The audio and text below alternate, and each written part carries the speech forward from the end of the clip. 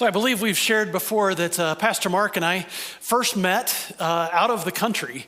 We were both pastors at different churches, and we were participating in a vision trip to Haiti to see the works of a couple different missions groups that were working there in the country. And our first night that we were on that trip, we spent at a missions guest house in the city of Port-au-Prince, the capital city of Haiti. And if you've ever done much traveling in missions circles, you know that a guest house, a missions guest house, means a lot of different things. And it all just sort of depends on what that particular organization defines as their guest house. And that's fine. Really, you just need a place to sleep and to get clean and to get some food. And the particular guest house we were staying at in Port-au-Prince was a little more on the basic side of things, but it was a bed and a place to get a shower, and it had food, and that was fine. We left there and spent a few days down in the southwest corner of the country with Loving Shepherd Ministries from Bluffton, Indiana, which was really fun because neither Pastor Mark nor I lived in Bluffton, Indiana at that point. We had gotten connected with them through some friends, and they had shown us some important and some impactful work there in the southwest corner of the country.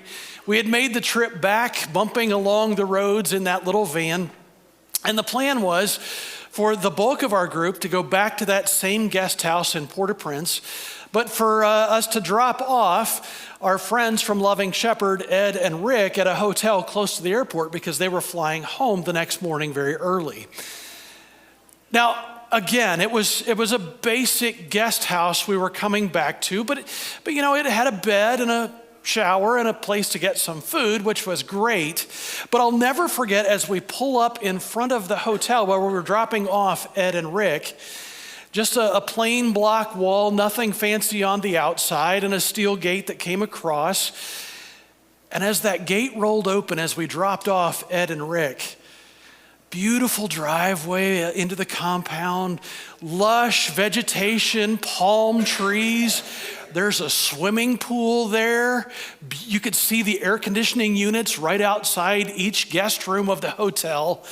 And I'll never forget, as Ed and Rick jump out of the van and they start to walk up that beautiful Garden of Eden-like driveway, going up through the lush vegetation and the palm trees toward that swimming pool and the air-conditioned rooms. I'll never forget my friend Rick, who attends Hope Church with us, just simply turning back and smiling and saying, "Have a great night." And the gate closed. Now, it was a very sufficient guest house that we were heading toward. It had beds and showers and food. But Rick and Ed had a pool, and they had lush gardens. And just so you understand, like, I'm not just being a really picky North American in this. I literally found a tarantula in my bedroom that night at the guest house, and Rick and Ed had a pool. And it was really, really difficult to be content. And that's what we want to talk about today. We want to talk about now what happens. It's 2 weeks after Easter. The resurrection is real, and it happened, and it was powerful, and it gives us power, but sometimes the circumstances of our lives haven't changed. And it's difficult to be content, isn't it? Before we jump into the scriptures this morning, I just have a few little updates to share with you. First of all, I want to welcome those who are worshiping with us here in the room at the Bluffton campus, maybe down in the Family Life Center, at the Bluffton campus, up at our Ossian campus and that worship center. Maybe they're worshiping with us online. We're one church that meets in lots of different places, and we rejoice in that fact. I also want to share with you that just a quick update on our One Matters initiative. Once again this week, we moved a little dirt. We had to dig some test footers out there where that new addition will go here at the Bluffton campus this week. I was really proud of myself for resisting the urge to jump in the mini excavator, though it was offered. I didn't want to participate in demolition of our building, rather preparing for the construction that will come. We're in conversations with several local general contractors to begin to get the bids in for that, and we're excited to keep you updated as that progresses just outside the building here at the Bluffton campus. I also want to share with you just a quick update from a couple of our staff team who right now are away from us. Hey Hope Church, this is Pastor Mark, and I'm coming to you from Indonesia, and we have spent the last almost 3 full days with Marty and Jill Lehman, and we are just getting immersed into the culture, and we've had a couple of day trips where we've gone and visited some of their mission team, and we are at the Mission House, which they live just less than maybe a half a mile from here. And as you can see, it's just absolutely beautiful here, but it is also very, very warm. And you see Pastor Eric there in the background, but we just wanted to give you a quick update as to how we're doing, and just so thankful for your support for the Layman's and just for their continued work here and the surrounding area. We are just intaking a lot of information, and look forward to sharing more with you upon our return. Thanks for your prayers, and also for staying engaged with us. So Pastor Mark and Pastor Eric are literally on the opposite side of the planet from us at the moment, 12 hours off from us. They have had quite the experience. I keep telling them, you're getting the full experience there, and I'm super jealous of that. You could see them traveling around, visiting different folks there in Indonesia, getting to experience the longhouse there as well. And of course, since we're talking about Pastor Mark, it's not a shock that they found ice cream as a part of their experiences. Please do continue to pray for them. I got a text early this morning that they had been made the shift from staying with the Layman's, and now they're with another missionary couple, the Marquezes, who are there also. They'll be with them for a few more days, and then they'll start that long journey home. So right now it's evening time there. They're getting ready to go to sleep, and we can be praying for them to have a great sleep. But don't you sleep, okay? Because I need you to stay awake while we're talking this morning. Speaking of contentment, when I see pictures like this, it's hard for me to be content as I wake up at my house that I always wake up at, as I come to work that I always come to work at.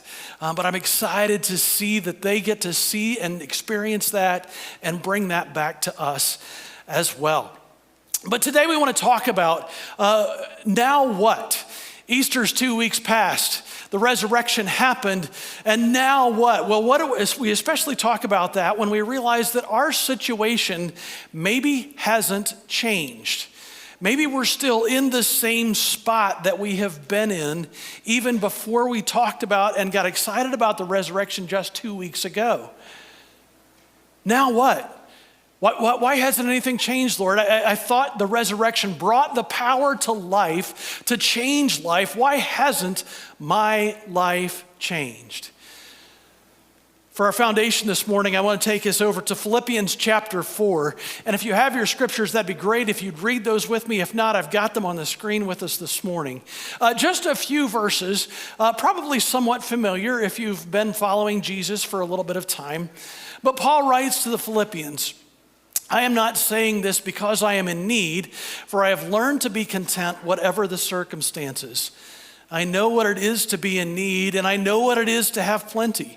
I have learned the secret of being content in any and every situation, whether well-fed or hungry, whether living in plenty or in want. I can do all things through him who gives me strength. Now, most of us walk out of Easter and the excitement of remembering the resurrection, remembering that story, that true life story. But 2 weeks later, we're kind of starting to feel like, wow, this all feels very familiar and very similar to the way that my life was before that. The bills are still there. The marriage is still tough.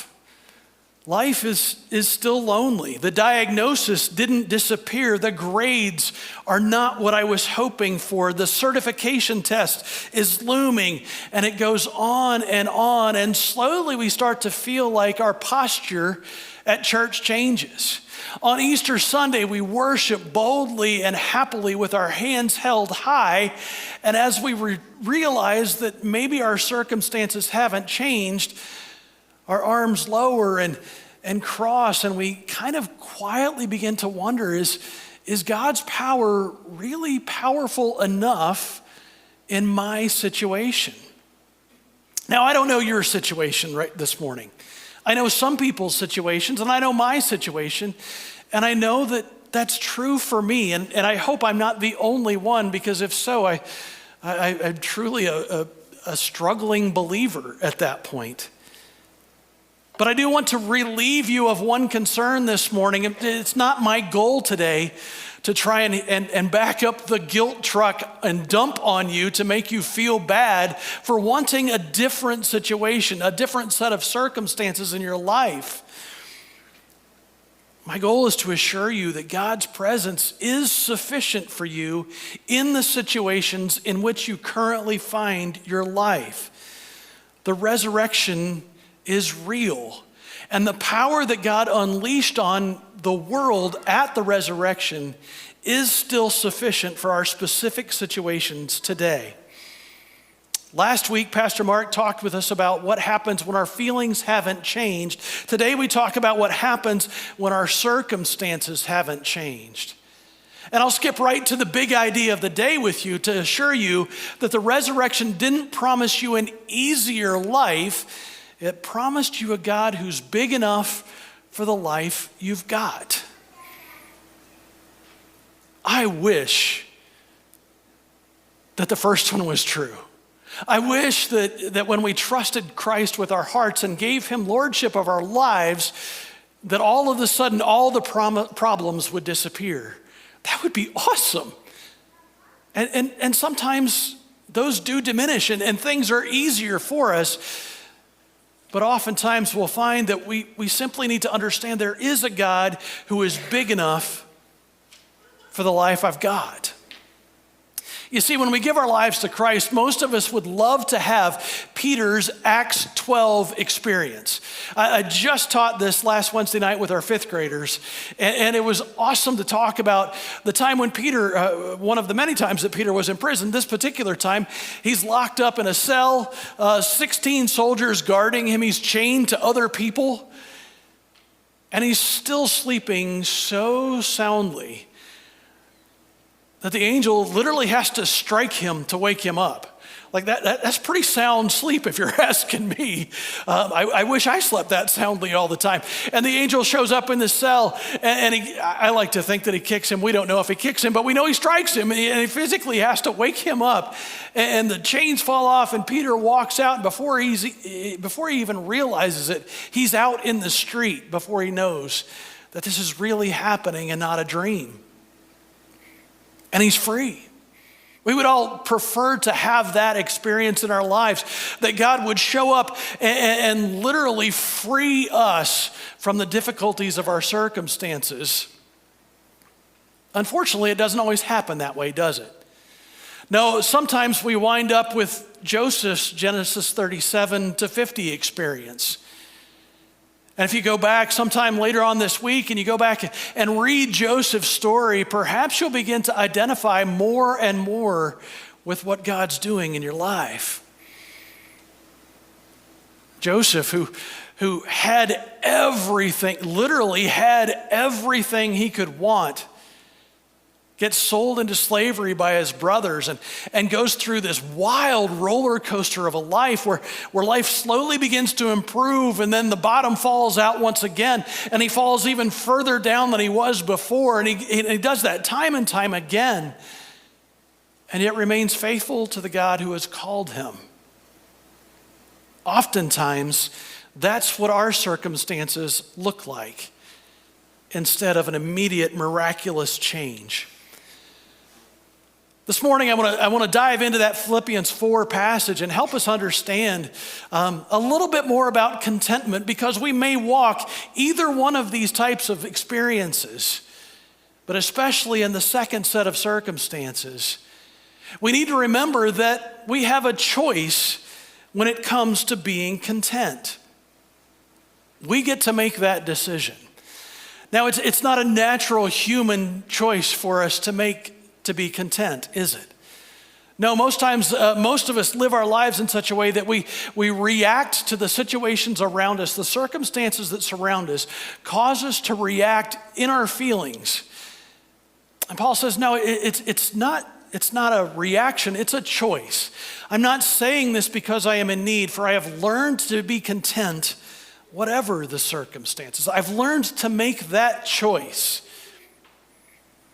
It's kind of a weird place to jump into the scripture, and I apologize for the way I did that. We need to go back and get the context of that. We need to understand what Paul is saying here so that we can get the full picture. If you jump back a verse, you see that he has just talked about how excited he is that that they've renewed their interest in his ministry and in him as a person. And he says, hey, I get it. You've only now been able to send this generous gift with Epaphroditus to me. You just didn't have the opportunity before, and that's okay. I'm not complaining, he says. I'm not complaining because I've learned to be content, whatever my circumstances are. With the context that he's writing from prison, it's so disorienting for him to say, hey, I've learned to be content here. I've learned to be content not to be able to freely do what I want. I think it's important for us to get an idea of what this contentment is. It's not a sense of complacency or apathy about our lives. It's not a false peace based on ignorance of what's going on. It's not an escape from the battle. It's an abiding sense of peace in the midst of the battle. Probably the best way I can illustrate it for you is to tell you about 2 weeks ago on Easter weekend. It was a full weekend for the Kateski family. Not only did we have Easter and everything that came with that and the celebration of that with our family, we also had a bridal shower going on in our family that weekend. Both of our twin daughters are getting married this summer. And so there was a bridal shower thrown in there. We were trying to get everybody gathered together. And Molly, one of our daughters, who was trying to get home, was flying from Philadelphia to home. And it was going to be great. We were excited to welcome her. And before she even got on the plane in Philadelphia, she found out that her connecting flight from Chicago to Fort Wayne was not going to make it. And so she goes ahead and gets on the plane. While she's on the plane, we're communicating with her. Our son-in-law is making all the arrangements, and he gets everything set up. But before she can even land in Chicago where she's supposed to, there's a ground stop due to weather. Molly's plane gets diverted to St. Louis, where she spends the night in the airport, laying across those awkward airport chairs with the strategically positioned arms so that you can't get comfortable. The next morning, rather than flying to Chicago and home like she was supposed to, she winds up getting rerouted through Washington, D.C., and then to Cincinnati, where we don't have anyone. It was just the craziest thing. And the whole time, Molly's saying, hey, this is just kind of an adventure. Let's just go with this thing. Now, at that point, I would have been so frustrated and so angry and so discontented. But Molly was fine. She's like, hey, it's a story. We're all getting a story out of this one. Honestly, I want to grow up to be like my daughter. Definitely. It's not a natural human response. It isn't happiness. It's assurance that we'll be okay. It's knowing that God's got this thing. It's interesting to read here this word learned. If you go back and dig into what word that actually is, it's an experiential education. It's a learning by doing kind of a thing. Molly had learned by experience at some point in her life, hey, it's not going to help if I get angry about this. I'm going to be content in the fact that God's going to get me home for all of the festivities of the weekend. Ironically, on her way back home to Philadelphia, Lots of flight troubles once again, and Molly just rolled with it and got to work on time the next morning. It is a choice that we get to make, and that's what Paul is saying here. He says, hey, I get to choose this thing, and I've learned this by the experience I have, which kind of tips our hand at the next point. The curriculum of contentment isn't always a smooth ride in and of itself. Paul writes, I know what it is to be in need, and I know what it is to have plenty. I have learned the secret of being content in any and every situation, whether well-fed or hungry, whether living in plenty or in want. It's curious that Paul uses a different word for learned in this verse. Just one verse later, he's got a different word for us for the same idea. In this verse, this word learned means that he has been initiated into this secret of being content. Now, I haven't done a lot of initiations in my life, but the handful of times that I have experienced an initiation, it has never been pleasant, okay? I mean, it's just never been something awesome to walk through in order to belong to the group that I'm trying to belong to. And as you guessed, it's not necessarily pleasant to be initiated through this curriculum of contentment either. Again, Paul is a perfect example for us to look at. If we flip over a few pages and we look in 2 Corinthians, he writes, I have worked much harder. I've been in prison more frequently. I've been flogged more severely. I've been exposed to death again and again. 5 times I received from the Jews the 40 lashes minus 1. 3 times I was beaten with rods. Once I was pelted with stones. 3 times I was shipwrecked. I spent a night and a day in the open sea. I've been in danger from rivers, in danger from bandits, in danger from my fellow Jews, in danger from Gentiles, in danger in the city, in danger in the country. You get the whole picture here. And he just keeps going, describing the curriculum of contentment. It's the school of hard knocks, right? It's not something necessarily easily gained. It's an initiation that he went through. Now for us, we probably aren't in danger from all of the things that Paul has just described. Not many of us will be shipwrecked or flogged or receive lashes. But we all have those times that, man, it just seems like I am continually learning this the hard way, don't we? This last year has been kind of parentally fun for me to watch. I mean, our kids are getting older. They're young adults now. They're making all the adult decisions. And if I had counted the number of times in my life just this last year that our kids have said, I don't want to adult anymore. And I'm like, hey, you're just getting going. Perhaps my favorite set of those circumstances has come as our daughter and son-in-law, Derek and Katie, have moved into their first house that they own. And you know what it's like, you move in there in that first house, you think, oh, this is gonna be wonderful. And then like an appliance breaks down, or the basement window gets open and an animal gets into your basement and leaves surprises for you to find. The roof leaks a little bit if the rain comes from just the right angle. And this whole year they've been learning all of that stuff about their house. And it's not always been awesome. It's been hard. They have been initiated into the secrets of their house. And we all do that. And anytime you move in, you have to initiate yourself to a whole new set of circumstances. That's what Paul means, this curriculum of contentment. A lot of times it's tough, and they're just these little secrets that pop up and make us learn that we can have that choice to be content. But if we stick with the curriculum, if we stay on the syllabus and we make the choice, soon we find the confidence that comes in the contentment that we have. Now, the verse that we would look at here is probably one of the most often misquoted and misapplied verses in all of the Word. And we all do that, don't we? I can do all things. I can do all things. But when we just yank those few words out of the context that we're reading about this morning, that could be a little bit dangerous.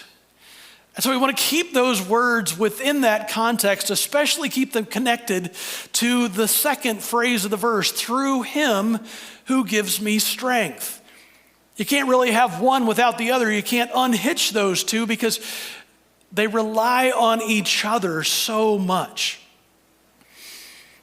As we do the work that Christ has planned for us from the start of the world, we don't have to worry about whether God's going to put us in situations and allow circumstances in our lives that will be more than we can handle. Because we can count on that. So many times people say, I can do all things. And they say, hey, God, I know God won't give me more than I can handle.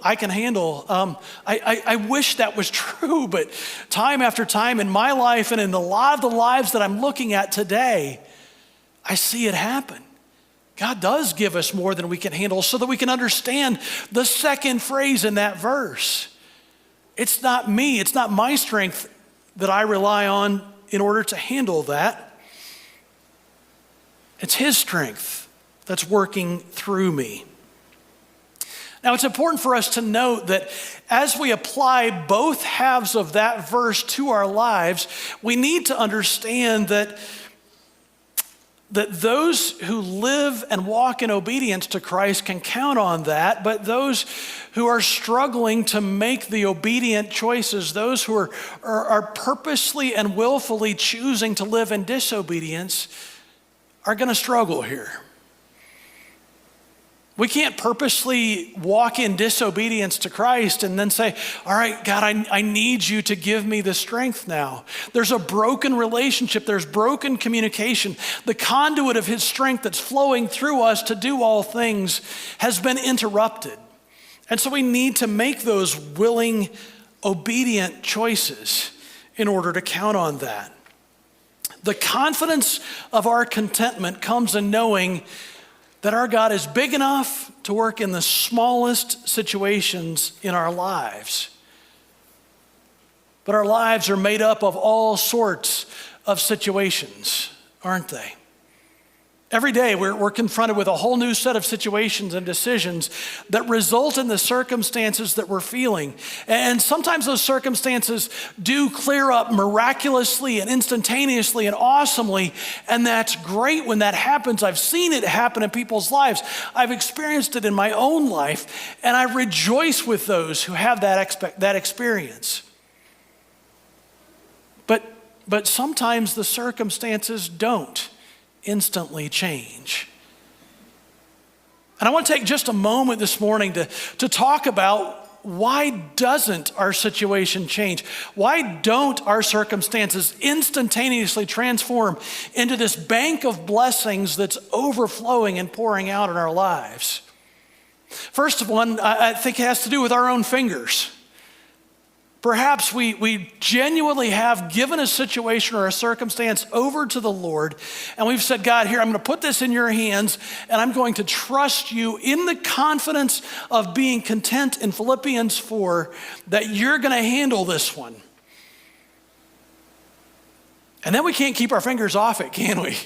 And we grab it back from him. We're like, oh, God, I gave that to you, but let me help you a little bit with that one.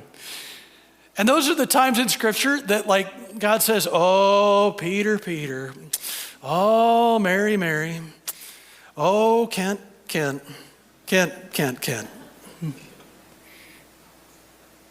I just did this last week. And I was literally on my way to meet with somebody from the church, and he was like, so how's your morning been? And I'm like, don't ask me that, because on the drive here, I had to put something back in God's hands that I put in his hands yesterday, and I realized this morning I'm still hanging on to this thing, and we get our fingers back onto it. I know we all do this. The second one has to do with forgetfulness. Have I become so used to living in my old way that I just forget that I gave that to God, and I start to live that same old way once again? I mentioned earlier that this spring and summer, both of our twin daughters are getting married, and we're super excited for them. One of those weddings is coming up in just a few weeks, and all of the plans are being made, as you can imagine at this point. But after Shelby marries Nick and her last name changes, How many times do you think Shelby's going to be signing something and she will sign the wrong last name? I mean, she's done it for all of her life. For all of these 23 years of her life, she has always signed Kateski at the end of her first name. Molly's going to do the same thing when she marries Chip. And it's not because they aren't married. It's not because they aren't possessing a new last name. It's just because they forget when you're just running through it. And sometimes I think we forget that we have a new name. The third reason that our situations don't change is our own focus. I think we have to ask, is God giving me time and opportunity to learn something from the situation I'm currently in? If my circumstances haven't changed, is there something else that God's trying to teach me? We've got a crazy bird here at the Bluffton campus. It's down here at the end, the northwest corner of the building. And this bird all season has just continued to fly headfirst into one of the windows down there. Time and time again, like you'll just be walking through the building and you'll hear it like from down the hall, bam, bam, bam. It's making our custodial team nuts because Mac and Julie have to keep washing that same window because it keeps leaving a face mark on that window. Time and time again, it just keeps beating its head. And you know, you can go down and you can try and like shoo the bird away, be like, hey, you don't have to do that. You can do all the things. And that bird just keeps smacking its head into the window. And that feels a lot like me sometimes. When God says, hey, I got something for you here, but you just keep smacking your head into the window, doing the same thing over and over. And you don't have to do that. Just learn the lesson and go. I think probably one of the hardest ones, though, for me is when we think about our friends. If our circumstances haven't changed, if we've kept our fingers off of it, if we have remembered instead of forgetting that we gave it to God, if we've tried to learn the lesson, maybe God's using my unchanged circumstances in my life to teach somebody else something in their life. And that's hard. That's really, really hard. But God's still with us in that unchanged circumstance. God's still with us in that situation in our lives where it feels like nothing has changed. Maybe God's using our situation in a friend's life or in a family member's life or in someone else's life. I gave you a blank number 5 there this morning because you might have a different reason that fits there, maybe a different reason why your situation hasn't changed.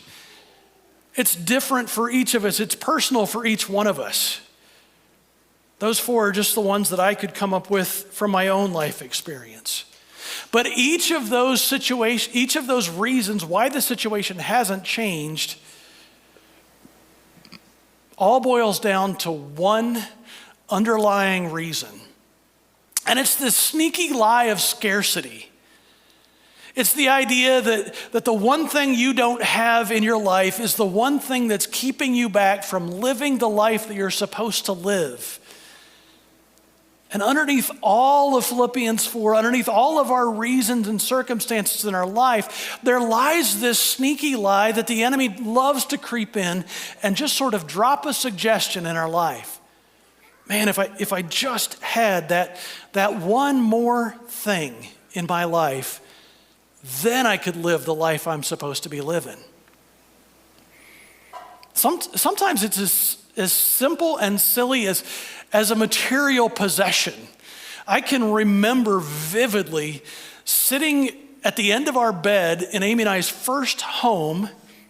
We had one kid at the time, and I can remember sitting there in tears, me, and Amy walked into the bedroom and was like, "What's wrong?"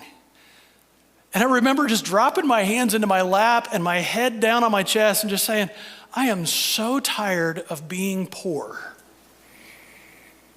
And you know what was at the bottom of all that? We had scrimped and saved, and we had bought the very best 1988 Plymouth Voyager minivan. It took all of our savings to buy this old van off of our friends. It had 500,000 miles that I don't remember. It had all the miles. It had the tears in the seats and everything. But it was a minivan, and it worked so much better than the car we had been trying to cram our family. But it wasn't just that. That would have been in like 1998. And we were excited about driving a 10-year-old van. But all of our friends were starting to drive those cool new Honda Odyssey minivans. And they were so neat. And they were so new. And there was no way we could afford it. And I was so tired of being poor with my 10-year-old minivan that drank oil as much as it burned gas. In that moment, my scarcity was what all my friends had and I didn't. But a lot of times in our lives, it's not just a thing, but it's a concept. It's something we just can't quite get in our lives at the moment. Maybe it's a relationship in our lives that we're longing for. Maybe it's a spouse who expressed their care and concern for us better. Maybe it's a teacher that wasn't grading so hard. Maybe it's a boss who would give me more responsibility. Maybe it's whatever fills in the blank. You probably know in your head already what that one thing of scarcity in your life is already.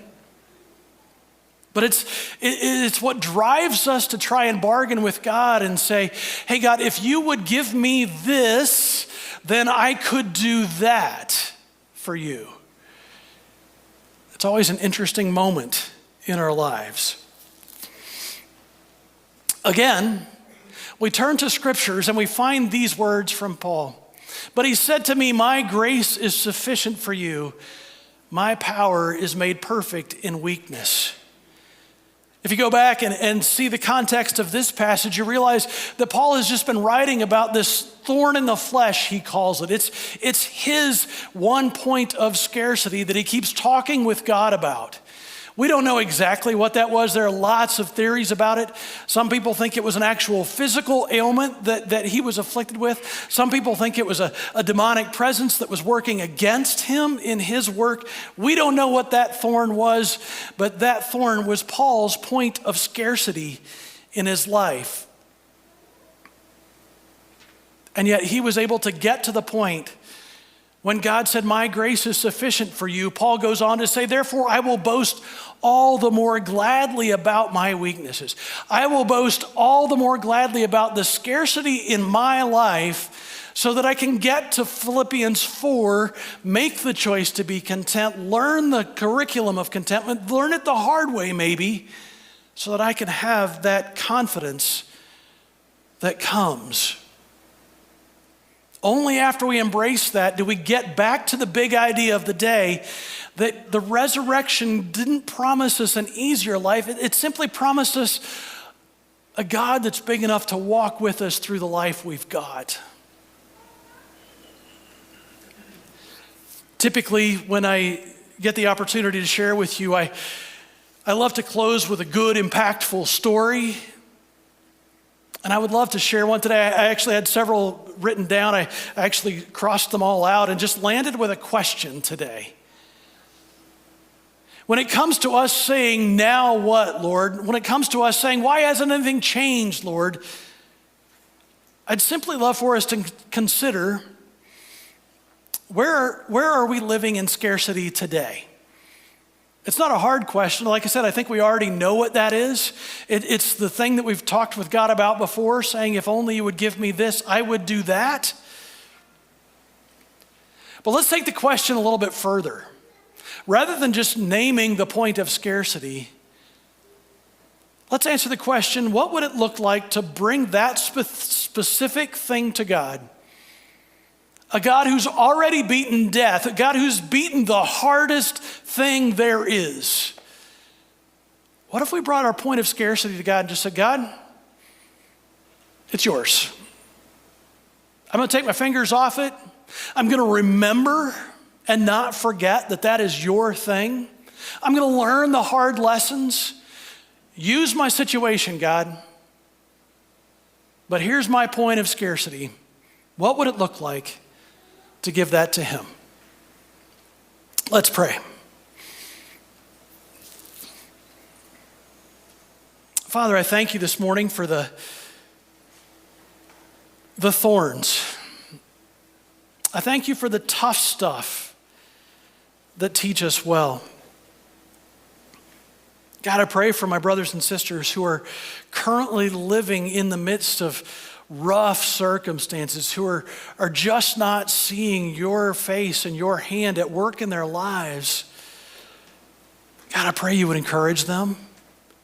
God, even in those difficult circumstances, I pray that you would empower them and embolden them to make the choice for contentment. God, as we ponder that question of our own scarcity right now, I pray you'd help us to be honest with ourselves. If we're crazy enough to be honest, to share that with a trusted friend. Lord, I ask that you would help us to endure the curriculum so we could get to that confidence that comes in knowing you're big enough for the life that I've got. In Jesus' name, amen.